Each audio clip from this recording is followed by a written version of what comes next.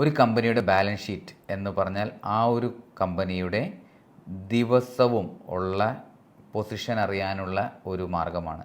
ഒരു സംരംഭകൻ balance sheet നോക്കാൻ പഠിച്ചിരിക്കണം. ഇല്ലെങ്കിൽ ഗൂഗിളോ എവിടെയെങ്കിലും നോക്കി അല്ലെങ്കിൽ ആരെങ്കിലും അടുത്ത് പോയി എങ്ങനെയാണ് ഒരു ബാലൻസ് ഷീറ്റ് വായിച്ചാൽ ആ സംരംഭത്തിൻ്റെ അന്നത്തെ അവസ്ഥ, അന്ന് എത്ര രൂപ കടമുണ്ട്, എത്ര രൂപ കിട്ടാനുണ്ട്, എത്ര രൂപ കൊടുക്കാനുണ്ട്, എത്ര രൂപ ബാങ്കിലുണ്ട്, എത്ര രൂപ വർഷം അതുവരെ പ്രോഫിറ്റ് ഉണ്ട് എന്നുള്ളത് മുഴുവൻ അറിയാൻ പറ്റുന്ന ഒരു ഷീറ്റാണ് ബാലൻസ് ഷീറ്റ്. ബാലൻസ് ഷീറ്റ് നമുക്ക് ഡെയിലി എടുക്കാൻ പറ്റുന്നൊരു സാധനമാണ്.